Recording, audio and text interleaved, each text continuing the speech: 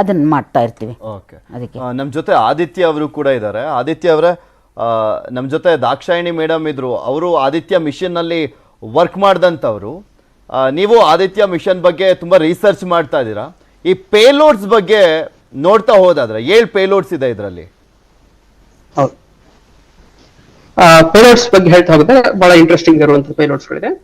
So ಮೊದಲದಿನ ಬಗ್ಗೆ ಹೇಳೋದು ಅಂತ ಹೇಳಿದ್ರೆ VELC ಅಂತ ಹೇಳಿದ್ವಿ, ವಿಜುವಲ್ ಎಮಿಷನ್ ಲೈನ್ ಕರೋನೋಗ್ರಾಫ್ ಅಂತ. ಸೊ ನಾವ್ ಇಲ್ಲಿ ನೋಡ್ಬೇಕಾದ್ರೆ ಇಂಟ್ರೆಸ್ಟಿಂಗ್ ಕರೋನೋಗ್ರಾಫ್ ಅಂದ್ರೆ ಏನು ಅಂತ ನಾವ್ ಹೇಳಿದ್ವಿ. ಅವಾಗ ಗಿರೀಶ್ ಅವರಿದ್ದಾಗ ಹೇಳಿದ್ರು 4 ಲೇಯರ್ ಇದೆ. ಸೂರ್ಯನ ಮೇಲ್ಬದ್ರೆ 4 ಲೇಯರ್ ಗಳನ್ನ ಹೇಳ್ಬೋದು. ಒಂದು ಫೋಟೋಸ್ಪಿಯರ್, ನಾವು ಬರಿಗಣ್ಣಿಗೆ ನೋಡಿದಾಗ ಬರಿಗಣ್ಣಿಗೆ ಯಾವತ್ತು ಸೂರ್ಯ ನೋಡಬಾರ್ದು, ಬಟ್ ನಾವು ಒಂದು ಪ್ರೊಟೆಕ್ಟಿವ್ ನೋಡಿದಾಗ ಕಾಣುವಂತ ಲೇಯರ್ಗೆ ಫೋಟೋಸ್ಪಿಯರ್ ಅಂತ ಹೇಳ್ತೀವಿ. ಅದನ್ನ ಒಳಗಡೆ ಯಾವ ಲೇಯರ್ ನಮ್ಗೆ ನೋಡಕ್ಕಾಗಲ್ಲ. ಅದ್ರ ಮೇಲೆ ಇರುವಂತ 4 ಲೇಯರ್ ನೋಡ್ಬೋದು. ಒಂದು ಫೋಟೋಸ್ಫಿಯರ್, ಅದ್ರ ಮೇಲೆ ಕ್ರೋಮೋಸ್ಫಿಯರ್ ಅಂತ ಇದೆ, ಅದ್ರ ಮೇಲೆ ಒಂದು ಟ್ರಾನ್ಸಿಷನ್ ಲೇಯರ್ ಅಂತ ಹೇಳ್ತಾರೆ. ನೆಕ್ಸ್ಟ್ ಬರುತ್ತೆ ಕರೋನಾ ಅಂತ. ಇಷ್ಟು ಲೇಯರ್ಗಳಿದೆ. ಸೊ ಇದರಲ್ಲಿ ಏನಾಗುತ್ತೆ, ಈ ಸೋಲಾರ್ ಫ್ಲೇರ್ಸ್ ಅಥವಾ ಕರೋನಾ ಮಾಸ್ ಇಜೆಕ್ಷನ್ ಇಷ್ಟು ಏನ್ ಮಾತಾಡ್ತಿದ್ರು, ಅದು ಕರೋನಾದಲ್ಲಿ ಹೆಚ್ಚಾಗಿ ನೋಡುವಂತ ನಮಗೆ ಅವಕಾಶ ಸಿಗುತ್ತೆ. ಆದ್ರೆ ಮೀನ್ ವೈಲ್ ಏನಾಗುತ್ತೆ ಅಂದ್ರೆ ಕರೋನಾ ಬಹಳ ಡಲ್ ಇರುವಂತ, ಅಷ್ಟು ಇಂಟೆನ್ಸ್ ಆಗಿರಲ್ಲ. ನಾವು ಅದರಿಂದ ಹೊರಗಡೆ ಜಾಗದಲ್ಲಿ ಏನಾಗ್ತದೆ ನೋಡಕ್ಕೆ ಆಗಲ್ಲ. ಏನಕ್ಕೆ ಅಂದ್ರೆ ಫೋಟೋಸ್ಫಿಯರ್ ಇಂದ ಅಷ್ಟು ಬೆಳಕು ಬರ್ತಾ ಇರುತ್ತೆ. ಆ ಸಮಯದಲ್ಲಿ ನಾವು ನೋಡ್ಬೇಕಂದ್ರೆ ನಾವು ಒಂದು ಕೃತಕವಾದ ಒಂದು ಗ್ರಹಣ ತರ ಮಾಡ್ತೀವಿ, ಎಕ್ಲಿಪ್ಸ್ ಅಂತ. ಅಂದ್ರೆ ಏನು, ಸೂರ್ಯನ ಡಿಸ್ಕ್ ಎಕ್ಸಾಕ್ಟ್ ಜಾಗಕ್ಕೆ ಒಂದು ನಾವು ಕಪ್ ಬ್ಲಾಕ್ ಇಟ್ಬಿಡ್ತೀವಿ. ಸೂರ್ಯನ ಬೆಳಕು ನಮ್ ಕಣ್ಣಿಗೆ ಕಾಣಲ್ಲ, ಅದು ಹೊರಗಡೆ ಇರೋ ಜಾಗ ನೋಡ್ಬೋದು. ಹೇಗೆ ನಾವು ಈಗ ಟೋಟಲ್ ಸೋಲಾರ್ ಎಕ್ಲಿಪ್ಸ್ ಅಂತ ಹೇಳ್ತಾರೆ, ಸಂಪೂರ್ಣ ಸೂರ್ಯಗ್ರಹಣ ಆದಾಗ ಸೂರ್ಯನ ಸುತ್ತ ಹೊರಗಡೆ ಇರುವಂತ ಜಾಗ ಎಲ್ಲ ನಾವು ನೋಡಕ್ಕಾಗತ್ತೆ. ಯಾಕಂದ್ರೆ ನಾವು ಫೋಟೋಸ್ಫಿಯರ್ ಬರುವಂತ ಬೆಳಕನ್ನ ಬ್ಲಾಕ್ ಮಾಡ್ತೀವಿ. ಅದೇ ಟೆಕ್ನಿಕ್ ಇಲ್ಲಿ ಹಾಕಿ ಆ ಸೋಲಾರ್ ಡಿಸ್ಕ್ ನ ಬ್ಲಾಕ್ ಮಾಡ್ತಾರೆ. ಅವಾಗ ಸರೌಂಡಿಂಗ್ ರೀಜನ್ ಏನಾಗ್ತದೆ ನಮ್ಗೆ ಗೊತ್ತಾಗುತ್ತೆ. ಅದನ್ನ ಕರೋನಾ ಲೇಯರ್ ಸ್ವಲ್ಪ ನೋಡಕ್ಕಾಗತ್ತೆ, ಅದ್ರಲ್ಲಿ ಏನಾಗ್ತದೆ ಅಂತ ಗೊತ್ತಾಗುತ್ತೆ. ಸೊ ಈ ತರ ಟೆಕ್ನಿಕ್ ಮುಂಚೆನೂ ಇತ್ತು. ಇದು ಸ್ಪೆಷಾಲಿಟಿ ಏನು ಅಂತ ಹೇಳಿದ್ರೆ, ಎಷ್ಟು ಹತ್ರದವರೆಗೆ ಹೋಗಿದ್ದಾರೆ ಅನ್ನೋದ್ಮೇಲೆ. ಫೋಟೋಸ್ಫಿಯರ್ ಇಂದ ನಾವು ಇದಕ್ಕೆ ಮುಂಚೆ ನೀವು ಸೋಹೋ ಅಂತ ಇತ್ತು, ಇದು L1 ಪಾಯಿಂಟ್ ನಲ್ಲಿ ಇದೆ ಸೋಹೋ ಅನ್ನೋದು. ಸೊ ಆ ಸೋಹೋದಲ್ಲಿ ಏನಾಗುತ್ತೆ ಅಂತ ಹೇಳಿದ್ರೆ, ಅವರು 2.5 ಸೋಲಾರ್ ರೇಡಿಯಸ್ ಅಂತ ಹೇಳ್ತಾರೆ. ಸೂರ್ಯನ ರೇಡಿಯಸ್ 1 ಅಂತ ತಗೊಂಡ್ರೆ 2.5 ಟೈಮ್ಸ್ ಅವೇ ಆ ಜಾಗದಲ್ಲಿ ಇಟ್ಕೊಂಡು ಅವ್ರು ನೋಡ್ತಾ ಇರ್ತಾರೆ. ಅಷ್ಟು ಜಾಗವನ್ನು ಬ್ಲಾಕ್ ಮಾಡ್ಬಿಡುತ್ತೆ, ಅದ್ರದ್ದು ಹೊರಗಿಂದ ನೋಡ್ತಾ ಇರ್ತಾರೆ. ನಾವು ಅದು ಹತ್ರದವರೆಗೆ ಹೋಗುವಂತ ಪ್ರಯತ್ನ ಮಾಡಿದ್ವಿ. 1.03 1.05 ರೇಡಿಯಸ್ ವರೆಗೆ ಹೋಗುವಂತ ಪ್ರಯತ್ನ ಇದರಿಂದ ಆಗಿದೆ. ಹೇಳಿ ಆದಿತ್ಯ ಅವರೇ, ಹೇಳಿ. ಸರಿ, ನನಗೊಂದ್ಸಲ ನೆಟ್ವರ್ಕ್ ಪ್ರಾಬ್ಲಮ್ ಆಯ್ತು ಅನ್ಕೊಂಡೆ. ಇಲ್ಲ ಕೇಳಿಸ್ತಾ ಇದೆ, ಹೇಳಿ. ಯಾಕೆಂದ್ರೆ ಎಕೋ ಆಗುತ್ತೆ ನಾನು ಮಾತಾಡಿದ್ರೆ, ಅದಕ್ಕೆ ಸುಮ್ಮನಿದ್ದೆ. ಸೊ 1.05 ಸೋಲಾರ್ ರೇಡಿಯಸ್ ವರೆಗೆ ಹೋಗುವಂತದ್ದು ಆಗಿದೆ. ಅಷ್ಟು ಹತ್ರಕ್ಕೆ ಹೋಗುವಂತದ್ದು ಯಾವ ಸೋಲಾರ್ ಮಿಷನ್ ಅಲ್ಲೂ ಆಗಿಲ್ಲ.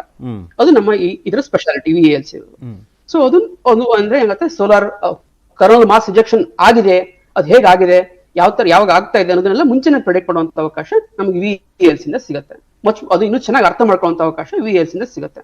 ಅದು ನೆಕ್ಸ್ಟ್ ಇರುವಂತದ್ದು ಸೂಟ್ ಅಂತ ಇದೆ, solar ultra violet imaging telescope ಅಂತ. ಇದು ನಮ್ಮ ಇನ್ಸ್ಟಿಟ್ಯೂಟ್ ನವರು ಒಬ್ರು ಅದ್ರಲ್ಲಿ ತಯಾರು ಮಾಡುವಂತ ಪಾರ್ಟ್ ಮಾಡಿದೆ, ಡಾಕ್ಟರ್ ಶ್ರೀಜಿತ್ ಅಂತ, ನನ್ನ ಗೈಡ್ ಸಮೇತ ಹೌದು. ಸೊ ಇದು ಏನ್ ಮಾಡುತ್ತೆ ಅಂತ ಹೇಳಿದ್ರೆ, ಸೂರ್ಯನ ಇಮೇಜ್ ಮಾಡ್ತಾ ಇರುತ್ತೆ. ಒಂದು 200 to 400 ನ್ಯಾನೋಮೀಟರ್ ಅಂತ ಹೇಳ್ತೀವಿ. ಸೊ ಏನಂದ್ರೆ 400 ನ್ಯಾನೋಮೀಟರ್ ಆನ್ವರ್ಡ್ಸ್ ನಮ್ಮ ವಿಜುವಲ್ ಬರಿಗಣ್ಣಿಗೆ ಕಾಣುವಂತ ಸೂರ್ಯ ಆಗಿರುತ್ತೆ. ಅದಕ್ಕಿಂತ ಕಡಿಮೆ ಫ್ರೀಕ್ವೆನ್ಸಿ ಅಂತ ಹೇಳಿದ್ರೆ ಅಲ್ಟ್ರಾ ವೈಲೆಟ್ ಬರುತ್ತೆ. ಅಲ್ಟ್ರಾ ವೈಲೆಟ್ ನಮ್ಮ ಕಣ್ಣಿಗೆ ಕಾಣಲ್ಲ. ನಾವು ಅದನ್ನ ನೋಡ್ಬೇಕಂತ ಹೇಳಿದ್ರೆ ಭೂಮಿಯಿಂದ ಹೊರಗೆ ಉಪಗ್ರಹನ ಕಳಿಸ್ಬೇಕಾಗತ್ತೆ.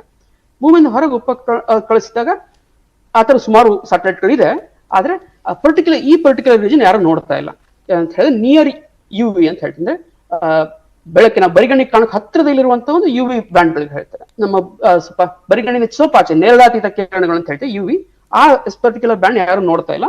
ಆ ಬ್ಯಾಂಡ್ ನಲ್ಲಿ ನಮಗೆ ಇನ್ನು ಸೋಲಾರ್ ಫ್ಲೇರ್ಸ್ ಹೇಗೆ ಡೆವಲಪ್ ಆಗುತ್ತೆ, ಹೇಗೆ ಎರಪ್ಟ್ ಆಗುತ್ತೆ ಅನ್ನೋದ್ರ ಬಗ್ಗೆ ಇನ್ನು ಮಚ್ ಮೋರ್ ಡೀಟೇಲ್ ನಮಗೆ ಸಿಗುತ್ತೆ ಇದರಿಂದ, ಇದರಲ್ಲಿ.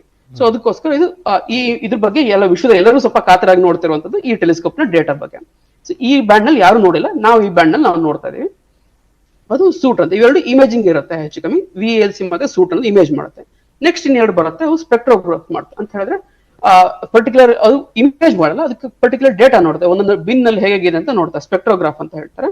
ಒಂದು ಸೊಲೆಕ್ಸಿಸ್ ಅಂತ ಇದೆ, ಇನ್ನೊಂದು ಹೀಲಿಯೋಸ್ ಅಂತ ಹೇಳ್ತೀವಿ. ಸೊಲೆಕ್ಸಿಸ್ ಅಂತ ಹೇಳಿದ್ರೆ solar low energy x ray spectrograph ಅಂತ. ಸೊ ಅದರಿಂದ ಬರುವಂತ ಎಕ್ಸ್ರೇಗಳಲ್ಲಿ ಲೋ ಎನರ್ಜಿ ಮತ್ತೆ ಹೈ ಎನರ್ಜಿ ಅಂತ ಎರಡು ಬರುತ್ತೆ. ಒಂದು ಸಾಫ್ಟ್ ಎಕ್ಸ್ರೇ, ಹಾರ್ಡ್ ಎಕ್ಸ್ರೇ ಅಂತ ಬರುತ್ತೆ. ಆ ಎರಡು ಎಕ್ಸ್ರೇ ನಲ್ಲಿ ಹೇಗೆ ಎಮಿಷನ್ ಇದೆ ಅನ್ನೋದನ್ನ ಕರೆಕ್ಟ್ ಅದನ್ನ ಅನಲೈಸ್ ಮಾಡುತ್ತೆ. ಅದು ಸಣ್ಣ ಒಂದು ಸ್ಟಾರ್ ರೀತಿಯಲ್ಲಿ ನೋಡುತ್ತೆ. ಅದನ್ನ ಪೂರ್ತಿ ಇಮೇಜ್ ನ ರಿಸಾಲ್ವ್ ಮಾಡಿ ಪೂರ್ಣ ಒಂದು ಚಿತ್ರ ಸಿಗಲ್ಲ, ಒಂದು ಡೇಟಾ ಪಾಯಿಂಟ್ ರೀತಿ ಅಷ್ಟೇ ಇರುತ್ತೆ. ಒಂದು ನಕ್ಷತ್ರದಿಂದ ಬರುವ ಬೆಳಕು ಹೇಗೆ ಬರುತ್ತೋ ಆ ತರದಲ್ಲಿ ಅದು ನೋಡ್ತಾ ಆಗುತ್ತೆ. ಇದು ಒಂದು ರೀತಿಯ ಬಹಳ ಮುಖ್ಯವಾದ ಏನಂತ ಹೇಳಿದ್ರೆ, ಯಾವ ರೀತಿಯ ಎಕ್ಸ್ರೇ ಎಮಿಟ್ ಆಗ್ತಿದ್ರಿಂದ ಎಕ್ಸ್ರೇ ಎನರ್ಜಿ ಎಷ್ಟಿದೆ ಅಂತ ಹೇಳಿ ಅದ್ರ ಬಗ್ಗೆ ಬಹಳ ಇಂಪಾರ್ಟೆಂಟ್ ಇನ್ಫಾರ್ಮೇಶನ್ ಕೊಡುತ್ತೆ.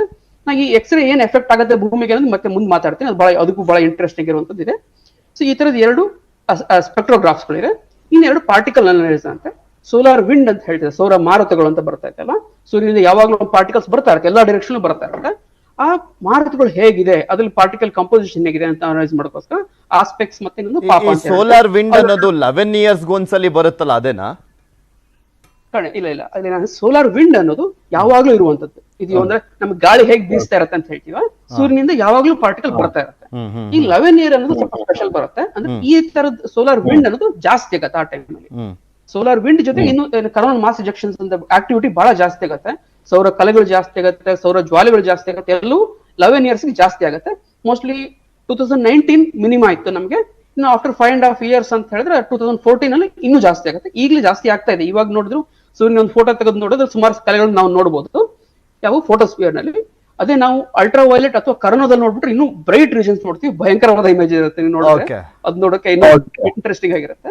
ಸೊ ಅವೆರಡು ಪಾರ್ಟಿಕಲ್ ಆಗಿರುತ್ತೆ. ಇನ್ನೊಂದು 7ನೇದು ಮ್ಯಾಗ್ನೆಟೋಮೀಟರ್ ಅಂತ, ಮ್ಯಾಗ್ನೆಟಿಕ್ ಫ್ಲಕ್ಸ್ ಹೇಗೆ ವೇರಿ ಆಗ್ತಾ ಇರುತ್ತೆ ಆ ರೀಜನ್ ಅನ್ನು ನೋಡುತ್ತೆ. ಈ 7 ಇನ್ಸ್ಟ್ರೂಮೆಂಟ್ಗಳು ಇದೆ ಇದರಲ್ಲಿ.